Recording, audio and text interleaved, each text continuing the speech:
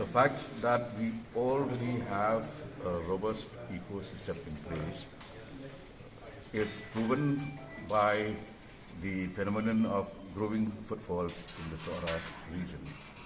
And you can check this out for yourself. All hotels, resorts, homestays are packed to capacity. The fact that this unfortunate incident has occurred only means that, as I would like to repeat myself, we in the department cannot actually police every single inch of tourist destinations.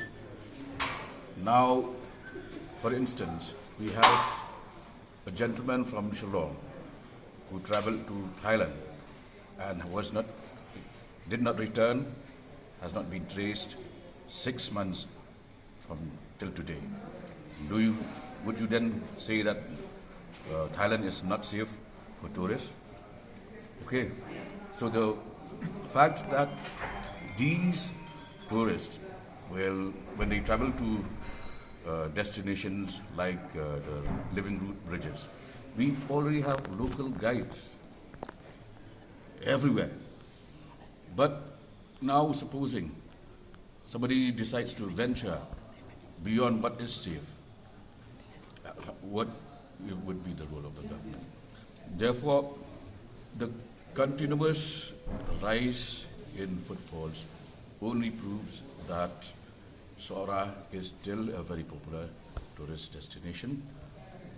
As far as this case is concerned, we have taken up the matter right at the level of the Chief Minister, who spoke to his counterpart, and also a senior Minister of the Cabinet, but I had personally gone to the site on behalf of the state government. We have pressed into service all possible rescue operations. So that is briefly what government has done till today. The brother of the victim has said that, in fact, the rescue operation is very slow. He has alleged. Well, he has his own opinions, and since they are affected by the incident, obviously he will say a lot of things, sometimes overstating things also. But you have to realize that Meghalaya has a challenging topography and terrain. This is nothing like in the plains of India. We have challenging terrain, difficult to access. We have even villages which are not reachable, which is why, for instance, in the first instance, we have living root bridges. Why? Because our ancestors could not cross from one village to reach the next village. So they came up with living root bridges. Yeah. See, each day gives us fresh insight and is a learning experience. So we will incorporate those points.